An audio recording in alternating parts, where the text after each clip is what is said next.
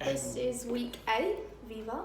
Mm-hmm. So on Monday we had our practice monologue assessment.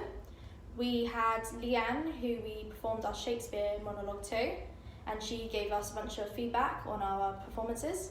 Then we had Tom, who we performed our contemporary one to, and he also gave us feedback to know what we had to work on.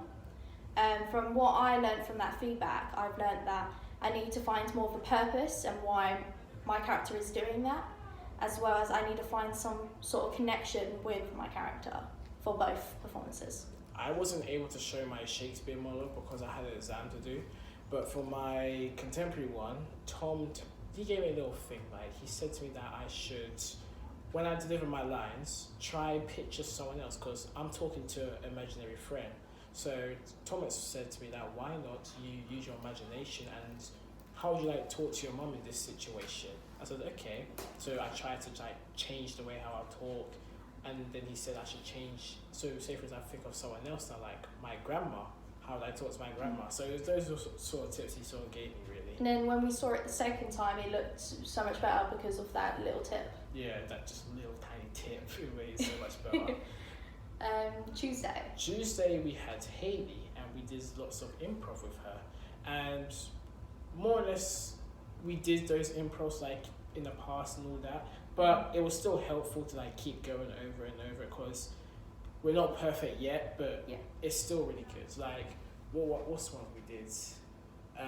We always do the mouth warm-ups where we like open our mouth wide. Oh yeah, the mouth warm-ups. Really tight. So stretch out. It really like wakens up your body a bit. Like gets rid of all tension as well. So like any tension can like really have an impact to our like voice, for instance. Especially our jaw. Yeah. So one of the exercises we do is like like we start humming like all the way up, and then we have to go really high. I actually remembered we done the number thing where we went 1, 1, 2, 1. 1, 2, 3, yeah. 2, 1. That 1, is, 2, 3, 4, 3, 2. That was a struggle. 1, 2, 3, 4, 5, 4, 3, 2, 1. 1, 2, 3, 4, 5, 6, 7, 5. I can't do that. But yeah, you know what I mean. It's up to 8. And everyone's doing it at the same time, so it just made it more difficult for everyone to do it. Really difficult, honestly. We also had Sophie, didn't we, in the Mac room? Sophie in the Mac. Oh yeah, we had Sophie in the Mac room. We were just doing what we normally do in Sophie's lesson, where we like work on our word presses and try and catch up with the work we haven't done. So on Thursday we had, who did we have? We had Ryan. Was it? Oh yeah, you had Ryan. Yeah, we had Ryan. Yeah, we had. Oh yeah. I wasn't in that lesson again. It's Sam, so she's going to be doing what. It was your maths one, wasn't it? Yeah, it was my maths one. So in Ryan's lesson, he gave us 20 minutes to practice our monologues, and he wanted to see our monologues, and he wants to give us feedback so we can improve them even more. I performed my Shakespeare one to him, and from the feedback he'd given me, I've noticed how much I actually improved. I improved a lot, and just that really helps, because now I know what else I have to work on. And because of how energetic everyone was that morning, it seems like my eye contact is something I need to work on a bit more. But besides from that, everything seems pretty okay. We also had scratch rehearsals. I was in that one. I had Alicia, and we were just going through our script and that, so anything you want to say? On my scratch night, it was me, Joyce and Mary, and our director, Chloe. More or less, we did a little bit of, the first half we did a little bit of improv, and we struggled on the improv because we didn't know, like one of the activities we had to act like a zombie. So it was pretty hard, but then she showed us a clip of Benedict Cumberbatch and how he, I can't remember what movie he was in, well not movie, theatre play he was doing, yeah. But he was acting like a zombie, and you just couldn't take his eyes off Just him. like the method acting. Yeah, method acting was just amazing. Something that I learned is about John Abbott, which he created some of the improv games, like the alphabet sentences and that kind of stuff. And it was just interesting seeing how they actually help your imagination awaken. Do you want to talk about Friday? So Friday we had research, so we were just doing some like more or less just working on our WordPress and all that. Yeah. And then after that break, and then we had Gary, and we did a scene. We did a bar scene more or less. So we had like a few different people like sitting in the chair. So we had like the jealous boy, the gossip girl, the pick me up girl, Yeah.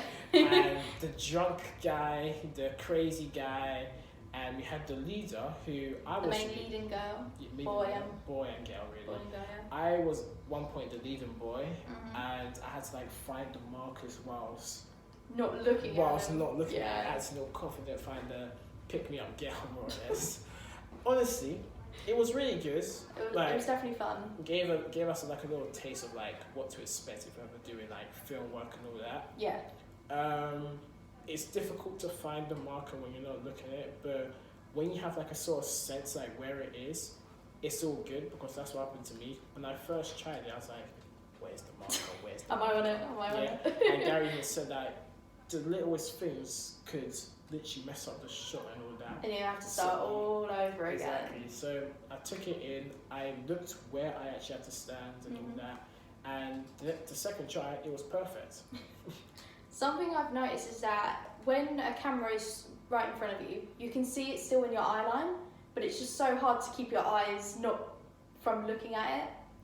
And I can sense it. So I can sense Gary hovering behind me. I'm like, yep, he's right there. and it's like, even though the camera's not directly on you, you know you're still in the shot, so you have to like stay in character still. Anything that you've learned, that anything stood out from this whole week as a whole?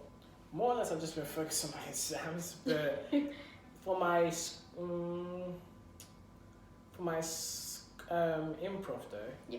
I feel like I just need to like, because sometimes I feel uncomfortable doing like improv stuff, but now Definitely when you're in your spot. So like if they say to me, all right, act like this person right there, I can't physically just be like, you always just act that person right now, like. You've got to have some time in between. Exactly. So I've learned to take it in. I've learned to like release all tensions. Don't worry about anything. Just worry about myself. Yeah. And how I'm supposed to be acting that way. So that's what I've taken in this week, really. I think this whole week I've taken in that. Let me think. What's one thing? I've learned how actually important these games are. Like you would think, if you're outside of acting and that it is literally just all fun, but there is a lot of challenge in those games that really help you improve on your actual monologues or duologues and stuff like that.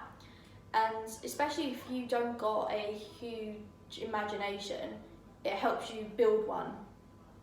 But yeah, I've learned a lot of how to open up my mind to certain what's the word? Certain like scenes that could form in them. Yeah, I see what you're trying to say. I'm trying to think of the word as well. But yeah, it really helps you. But yeah, so that was our week 8. That's week 8. Bye.